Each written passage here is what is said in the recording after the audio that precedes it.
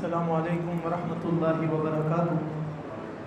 الحمد للہ رب العالمین والعاقبۃ للمتقین والصلاة والسلام علی سید الانبیاء المرسلین نبینا محمد وعلی آلہ واصحابہ ومن تبعہم اجمعین، اما بعد۔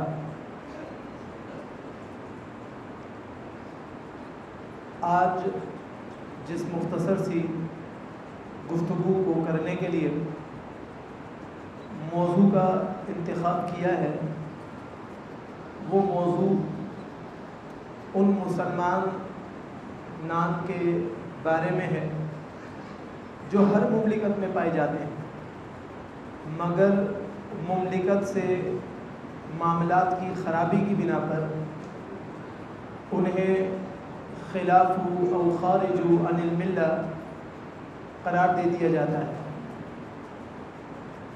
شاید کہ آپ سمجھ گئے ہوں گے کہ گفتگو کا محور وہ حضرات ہیں جن کو خوارج کہتے ہیں۔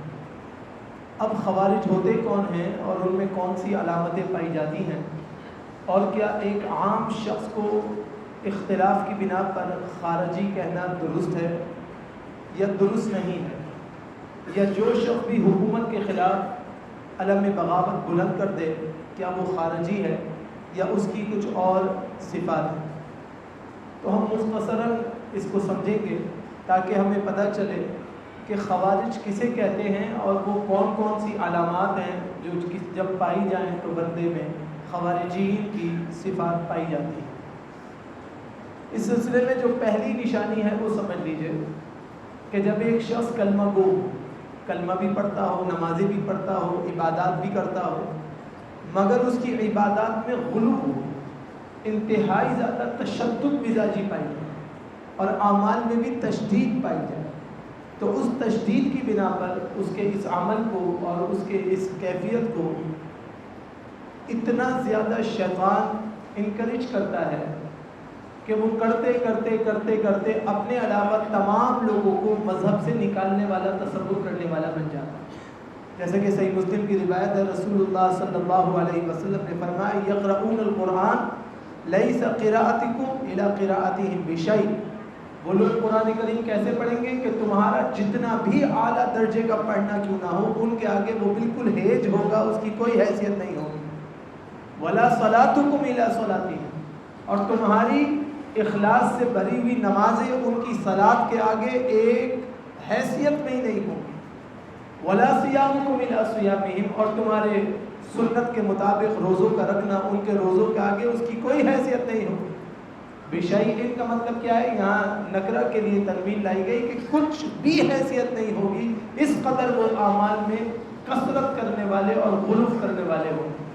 جب نماز میں شروع کریں گے تو سجدے میں جائیں گے، رکوع میں جائیں گے، اتنی لمبی لمبی نمازیں پڑھیں گے، اتنا گڑ گڑا کے نمازیں پڑھیں گے کہ تم اپنی نمازوں کو ان کے آگے بالکل کچرا سمجھو گے۔ قرآن ایسا پڑھیں گے، ایسا پڑھیں گے، ایسا، تو ان کے آگے اہل سنت والجماعت یا مسلمانوں کا کوئی بھی طبقہ قرآن کو ایسا سمجھے گا کہ ہمیں تو قرأت کرنا ہی نہیں آتی، ہمیں تو پڑھنا ہی نہیں آتا۔ اس طرح سے وہ لحن داؤدی اختیار کریں گے اور قرآن ایسے پڑھیں گے، اور ان کے روزوں میں خشیت اتنی کوٹ کوٹ کے بھری ہوئی ہوگی کہ تمہارے سامنے ان کی کوئی حیثیت نہیں، اور تمہارے عبادات کی ان کے سامنے کوئی حیثیت نہیں۔ لیکن یہ تینوں صورتیں ہونے کے باوجود وہ دین سے کیوں نکلیں گے؟ وہ دین سے اس لیے نکل جائیں گے کہ ان کی اس سیرت اور صورت میں جناب رسول اللہ صلی اللہ علیہ وسلم کا عمل مبارک داخل نہیں ہوگا۔ ام المؤمنین عائشہ صدیقہ رضی اللہ تعالیٰ عنہ کی صحیح روایت کتب ستہ میں موجود ہے، صحیحین میں بھی موجود ہے۔ لوگ آئے اور پوچھا کہ جناب رسول اللہ صلی اللہ علیہ وسلم کا عمل مبارک کیا ہے؟ فرمایا کہ اللہ کے رسول صلی اللہ علیہ وسلم کا عمل مبارک فلاں فلاں ہے۔ تو ایک شخص کہنے لگا کہ میں پوری رات عبادت میں گزاروں گا اور آج سے میں رات کو آرام نہیں کروں گا، میں اپنے مصلے پر اپنے پاؤں کو تھکا دوں گا، کھڑے ہو کر ایسی عبادت کروں گا، ایسی عبادت کروں گا کہ پوری رات عبادت میں صرف کر دوں گا۔ دوسرے شخص نے کہا کہ میں کبھی اب کسی خاتون کی قربت نہیں کروں گا اور میں کبھی شادی کی طرف نہیں جاؤں گا۔ تیسرے شخص نے کہا کہ میں دن بھر ایسے روزے رکھوں گا کہ میں کبھی اب افطار نہ کروں گا، کبھی روزے کو نہ چھوڑوں گا۔ رسول اللہ صلی اللہ علیہ وسلم نے تینوں کو بلایا اور تینوں کو بلا کے سمجھایا کہ دیکھو میں رات کو سوتا بھی ہوں، آرام بھی کرتا ہوں. یہ آپ کا کہنا کہ میں پوری رات عبادت کرتا رہوں گا، یہی عبادت میں تجاوز ہے، میری سنت نہیں ہے. میری سنت یہ ہے کہ رات کو آرام بھی کیا جائے، رات کو ان کے قیام بھی کیا جائے، رات کو پھر آرام کیا جائے، پھر ان کی عبادت کی جائے. میرا تو طریقہ یہ ہے. اور جہاں تک نوعیت شادی کی ہے تو دیکھو میں نے متعدد ازواج بھی کر رکھی ہیں اور میں ان کے حقوق بھی ادا کرتا ہوں، جہاد پہ بھی جاتا ہوں، سارے معاملات کرتا ہوں. اور جہاں تک صیام کی بات ہے تو میں صوم داؤدی بھی اختیار کرتا ہوں اور پیر اور جمعرات کا روزہ بھی رکھتا ہوں، اور کبھی کبھی روزے کو افطار بھی کرتا ہوں کہ روزہ نہیں رکھتا. جو اللہ نے نوافل قرار دیے ہیں اس میں رخصتوں کا تلاشی رہتا ہوں اور ان رخصتوں کو طلب کرتا رہتا ہوں. پھر اللہ کے نبی علیہ السلام نے اس بات کو ارشاد فرما دیا کہ جو میری طریقت میں ہے، میری امت میں ہے، میری سیرت میں ہے، میری تابعداری میں ہے، وہ تو مجھ سے ہے، اور جو میری سیرت اور شریعہ اور تابعداری میں نہیں ہے اس کا مجھ سے کوئی لینا دینا نہیں ہے، وہ مجھ سے نہیں. لہذا اللہ کے نبی علیہ السلام کی اس حدیث کی روشنی میں پتہ چلا کہ عبادت کتنی ہی اعلیٰ کیوں نہ ہو، اگر وہ رسول اللہ صلی اللہ علیہ وسلم کے طریقت کے مطابق نہیں ہوگی تو اس کے اندر جتنا بھی انہماک ہو وہ انہماک اللہ سبحانہ و تعالیٰ کے ہم مقبول نہیں ہوگا. اب ان کی پہلی صفت یہ ہے. دوسری صفت کیا ہے؟ یمرق من السام، وہ تیر کی طرح نکل جائیں گے، جیسے تیر شکار کو پھاڑ کے نکل جاتا ہے اس طرح دین سے باہر نکل جائیں گے. کیوں نکل جائیں گے؟ ان کے غلوف کی انتہا یہ ہوگی کہ جو ان کے آگے نمازیں پڑھے گا کہیں گے اس کی نماز باطل ہے، روزہ رکھے گا کہیں گے روزہ باطل ہے، عبادت کرے گا کہیں گے عبادت باطل ہے. ہر چیز میں اتنا اعتراض کریں گے، اتنا اعتراض کریں گے کہ اعتراض کر کر کے لوگوں سے بالکل بیزار ہو جائیں گے اور ان کو مذہب سے نکالنے والے بن جائیں گے. اسی وجہ سے مسلمانوں کو شعار دیا گیا کہ جب اس طرح کے لوگ مسلمانوں میں پائے جائیں اور ان کے خلاف اختلاف شروع کر دیں تو مسلمان حکمت سے کام، مسلمان بد زبانی سے کام نہ لے. جیسے کہ صحیح بخاری کے اندر روایت موجود ہے، اللہ کے نبی علیہ السلام نے فرمایا لا تلعنوه فوالله ما علمت انه يحب الله ورسوله. ایک آدمی لایا گیا اور ایک آدمی اللہ کے رسول صلی اللہ علیہ وسلم کی خدمت میں جب لایا گیا تو اسے اس کے گناہوں کی وجہ سے ایک شخص نے کہا اللہ کی تجھ پہ لعنت ہو، ملعون تو مر جائے مردود، اور تجھ پہ فلاں اور فلاں معاملہ ہو. اللہ کے نبی علیہ السلام نے روکا، خبردار لا تلعنوه، اس کو لعنت نہ کرو. کیوں لعنت نہ کرو؟ فواللہ ما علمت انه يحب الله ورسوله، اللہ کی قسم میں جانتا ہوں کہ یہ اللہ اور اس کے رسول سے محبت کرتا ہے. جب اللہ اور اس کے رسول سے محبت کرے اور گناہ ہو جائے تو اس کے بارے میں نرم مزاجی کرنی ہے، سمجھانا ضرور ہے، اگر مسئلہ حد تک پہنچ جائے تو تعزیر بھی لگانی ہے، لیکن اس کے بارے میں لعن طعن نہیں کرنا ہے. لیکن عمل کی کثرت ہو، عمل کا انتہا کو پہنچا ہوا عمل ہو اور رسول اللہ صلی اللہ علیہ وسلم کی سنت اور سیرت کے مطابق نہ ہو تو اس عمل کی اللہ کے ہاں کوئی حیثیت نہیں ہے، اس عمل کی اللہ کے ہاں کوئی وقار نہیں. اسی لیے اللہ کے پیارے نبی جناب محمد الرسول اللہ صلی اللہ علیہ وسلم نے مسئلہ فرما دیا. صحیح مسلم کی روایت ہے، فرمایا حلق المتنطعون، متنطعون تباہ و برباد ہو گئے اور ہلاکت کے گڑھے میں پہنچ گئے. لوگوں نے سوال کیا اللہ کے رسول صلی اللہ علیہ وسلم سے، اللہ کے رسول یہ متنطعون کون ہوتے ہیں؟ فرمایا یہ وہ لوگ ہیں جو حدود سے تجاوز کرنے والے اور غلوف کرنے والے. لہذا جو خوارج کے اندر بنیادی علامت پائی جاتی ہے وہ یہ کہ انتہائی زیادہ غلوف کرتے ہیں اور غلوف کی بنیاد پر ہر ایک کو دین سے نکالنے والے بن جاتے ہیں اور کہتے ہیں یہ بھی کافر، یہ بھی کافر، یہ بھی کافر. مسلمانوں کو یہ عمل زیب نہیں دیتے. دوسری صفت جو خوارج میں بنیادی طور پہ پائی جاتی ہے وہ یہ کہ اپنے آپ کو دینی شعار میں رکھنے کے باوجود وہ دین سے بالکل جاہل ہوتے ہیں اور دین کے بارے میں انہیں کچھ پتہ نہیں ہوتا. جب دین کے بارے میں کچھ پتہ نہیں ہوتا تو پھر مسلمانوں کے خلاف ہو جاتے ہیں اور کفار کا ساتھ دینے والے بن جاتے ہیں. جب کفار کا ساتھ دینے والے بن جاتے ہیں تو ان کی نوعیت کیا ہوتی ہے؟ شیخ الاسلام رحمہ اللہ نے منہاج السنہ کے اندر ارشاد فرمایا ہم جہال فارق السنت والجماعہ عن جہل. یہ وہ لوگ ہیں جو پلے درجے کے جاہل ہیں، پلے درجے کے جاہل ہیں. انہیں نہ قرآن کا علم ہوتا ہے، نہ حدیث کا علم ہوتا ہے، نہ فقہ کا علم ہوتا ہے، نہ قرآن و حدیث کی مطابعات کا علم ہوتا ہے. یہ بات بات میں کفر کے فتوے لگانے والے اہل السنت والجماعت سے ایک نکلنے والا طبقہ ہوتا ہے جو بات بات میں لوگوں کو کافر کہتے ہیں. آپ دیکھیں گے جتنا بڑا جاہل ہوگا اتنا زیادہ کفر کے فتوے لگانے والا.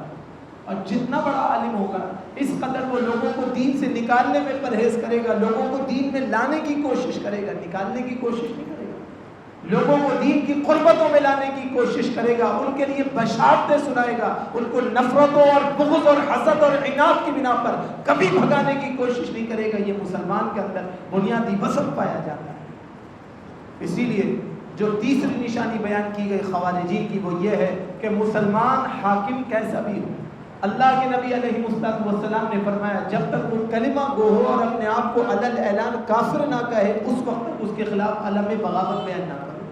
تو کیا اس کے آگے ہاتھ باندھ کے بیٹھ جائیں؟ وہ جتنا گناہ کرے اس کے آگے مانتے رہیں؟ نہیں، آپ کلمہ حق دلیل کے ساتھ لے کے کھڑے ہوں، اور اس ظالم اور جابر کے سامنے جب آپ دلیل سے بات کریں گے تو یہ افضل الجہاد قرار دیا گیا ہے کہ مسلمان تھا اور حاکم مسلمان تھا، آپ نے اس کے خلاف خروج کرنے کے بجائے، آپ نے اس کے خلاف بغاوت کرنے کے بجائے آپ نے پروٹیسٹ کیا اور اس پروٹیسٹ میں دلائل پیش کی اور ان دلائل کو دلیلوں سے ثابت کیا اور ثبوتوں سے فراہم کیا، تو ایسی بات کو افضل الجہاد کہا گیا۔ اس پروٹیسٹ کی بھی قسم ہے۔ ایک سوال پیدا ہو سکتا ہے کہ میں نے پچھلے درس میں ایک پروٹیسٹ کا رد کیا تھا کہ خامخواہ جو پروٹیسٹ کیے جاتے ہیں، احتجاجات کیے جاتے ہیں، ان کی کوئی حیثیت نہیں۔ تو یہاں پہ احتجاج کیا ہے؟ دلیل کے ساتھ، ثبوت کے ساتھ، شواہد کے ساتھ بادشاہوں کو، حکمرانوں کو بتایا جائے کہ آپ کا یہ عمل غلط ہے، یہ افضل الجہاد ہے، اور ان کی آنکھیں بند کر کے مطابقت کرنا یہ جہل ہے، اور ان کو مطلقاً خارج عن الاسلام قرار دینا یہ خوارج کی بنیادی علامت ہے۔ اللہ کے پیارے نبی جناب محمد الرسول اللہ صلی اللہ علیہ وسلم نے ارشاد فرمایا کہ اگر تم پر ایک چپٹی ناک والا کالے رنگ کا حبشی غلام بھی حاکم بنا دیا جائے، تم اس کی شکل نہیں دیکھنا، اس کی بات کو دیکھنا، جب تک وہ قرآن اور سنت کی دعوت دے اس کی پیروی کرنا، اور جہاں وہ قرآن و سنت سے اجتناب کرے تو اس کی اتباع کرتے ہوئے اس کے اختلاف سے خود کو بچانا اور اس کے خلاف نکلنے سے پرہیز کرنا۔ مسلمان حاکم کے خلاف خروج نہیں کر سکتے، دلیل سے، اپنی ثبوتوں سے، اپنے مشاہدات کی روشنی میں اس کو قائل کر سکتے ہیں۔ اگر وہ قائل ہو گیا تو سارا ثواب آپ کو ملا، اگر وہ قائل نہیں ہوا تو وہ اپنے گناہوں کے ساتھ ساتھ آپ کے گناہوں کو بھی لے کے لوٹے گا، اور وہ تمام گناہوں کا ذمہ دار ہوگا جس کی وجہ سے گناہ ہوئے آپ کے اوپر انشاءاللہ الرحمن اپنی پورا ذمہ داری اور پورا حق ادا کرنا ثابت ہو جائے گا۔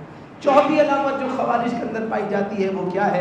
اللہ کے نبی علیہ السلام نے ذوالخویسرہ کے بارے میں کہا تھا کہ یہ انتہائی بدگمانی کرنے والے اور بدخصلت لوگ ہیں، جیسا کہ صحیح بخاری میں ہے واللہ هذه القسمہ ما عدل فیہا وما ارید بہا وجہ اللہ۔ اللہ کے نبی کے پاس مال آیا، اللہ کے رسول نے سارا مال تقسیم کر دیا، فرمایا انا القاسم، میں تو اللہ کے راستے میں اللہ کے مال کو خرچ کرنے والا ہوں، اپنے پاس کچھ رکھنے والا نہیں ہوں۔ مال آیا اور تقسیم کیا تو ذوالخویسرہ کھڑا ہو گیا کہ جی اپنے اپنوں کو دے دیا اور ہمیں نہیں دیا، لہذا یہ تقسیم عدل اسلام کے خلاف ہے اور اللہ سے ڈر کے نہیں کی گئی ہے۔ اللہ کے نبی علیہ السلام کو خطاب کرتے ہوئے جب اس بدبخت نے یہ بات کہی تو فرمایا واللہ هذه القسمہ ما عدل فیہا، یہ کہتا ہے کہ یہ ایسی تقسیم ہے جس میں عدل نہیں کیا گیا ہے، وما ارید بہا وجہ اللہ، اور میں نہیں اللہ کی رضا کا اس میں ارادہ کرتا۔ کتنا بدخصلت آدمی ہے اور کتنی بدی بات کرتا ہے، ارے اللہ نے مجھے امین بنا کر بھیجا ہے، اگر میں بھی امانتوں کا حق ادا نہیں کروں گا تو کون کرے گا؟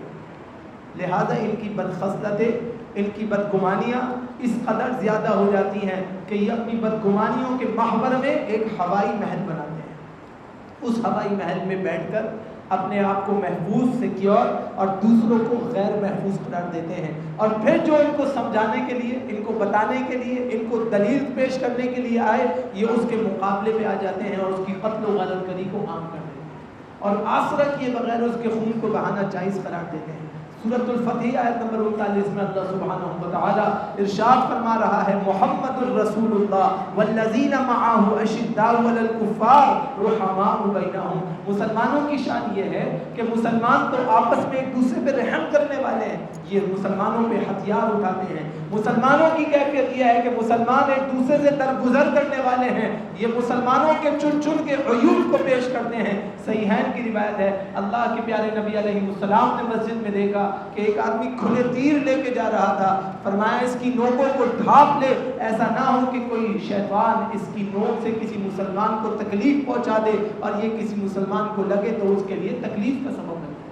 اللہ کے نبی علیہ السلام نے اس قدر احتیاط کا حکم دیا، اور یہاں مسلمانوں کا خون پایا جا رہا ہے، قتل کیا جا رہا ہے، ان کے خلاف فسادی ہونے کے فتوے دیے جا رہے ہیں، ان کے خلاف دعوت دی جاتی ہے کہ یہ ہمارا والا نہیں ہے، ہمارے مسلک کا نہیں ہے، ہماری سوچ ہمارے تدبر والا نہیں ہے، لہٰذا ہم اس کا مقابلہ کریں گے۔ یہ ساری کی ساری باتیں غلط ہیں۔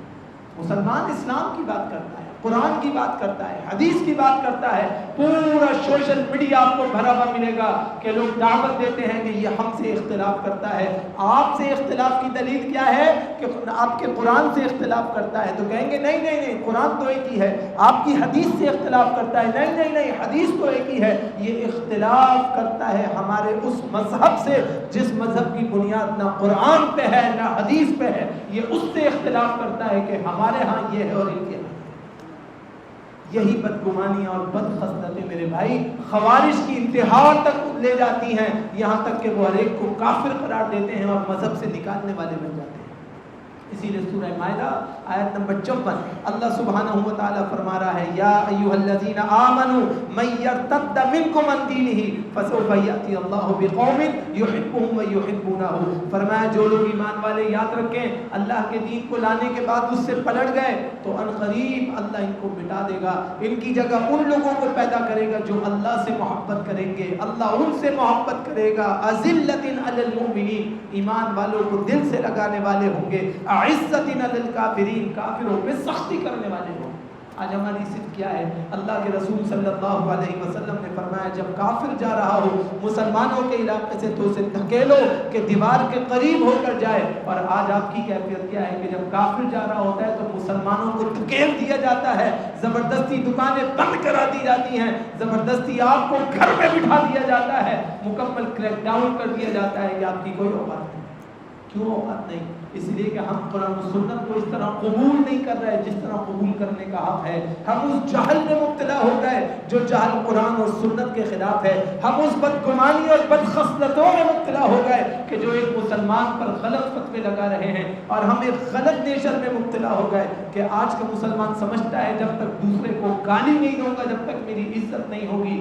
یاد رکھیے یہ وہ چیز ہے جو انسان کی تباہی کا سبب اور ذریعہ بن جاتی ہے اور انسان کے لیے سب کچھ ختم کر دیتی ہے۔ اسی لیے سورہ بقرہ آیت نمبر 81 اللہ سبحانہ و تعالیٰ فرماتا ہے بلا من کسب سیئۃ واحاطت بہ خطیئتہ فاولئک اصحاب النار ھم فیھا خالدون۔ کیوں نہیں؟ جس نے بڑی بڑی برائی کمائی کی اور اس کے گناہ نے اس کو گھیر لیا، وہی تو لوگ ہیں جو جہنم میں جانے والے ہیں۔ اپنے آپ کو ٹٹولیے، اپنے آپ پر جھانکیے، آپ کی جو کمائی آخرت کے لیے ہے وہ نیک ہے یا بد ہے، اچھی ہے یا بری ہے؟ اچھی ہے تو فبہا ونعمت، بری ہے تو اپنے اندر تبدیلی پیدا کیجیے، اپنے اندر تغیر پیدا کیجیے، سوچ سمجھ کے گناہوں کو چھوڑنے والے بنیے تاکہ اللہ سبحانہ و تعالیٰ کی رحمتوں میں داخل ہو جائیں اور اللہ سبحانہ و تعالیٰ کے ہاں کامیابی مل جائے۔ اس کے لیے ضرورت کیا ہے؟ اس کے لیے ضرورت یہ ہے کہ انسان اللہ رب العالمین کی کامیابیوں کو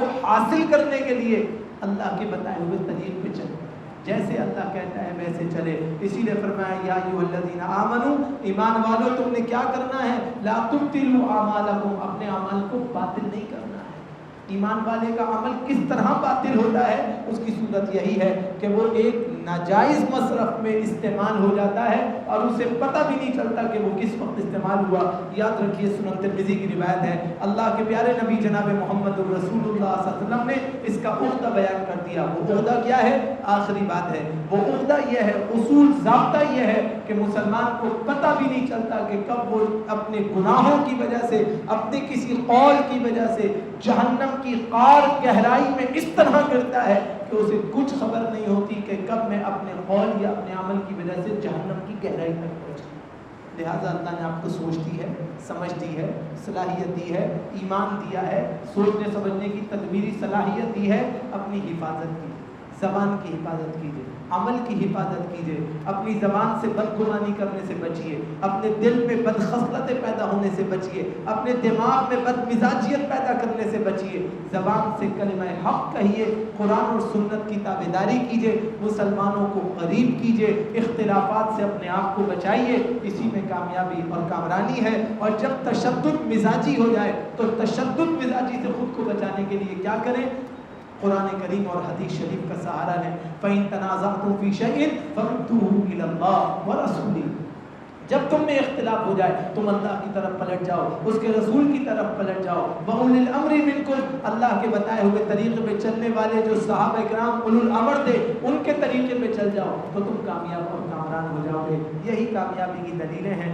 آخری ایک بات کہتا ہوں اور بات ختم کرتا ہوں، یہاں سے یہ ہرگز نہ سمجھیے کہ آپ بالکل سست ہو جائیں، جو کہہ رہا ہے کہ جی صحیح ہے، جی صحیح ہے، جی صحیح ہے، یہ نہیں ہے۔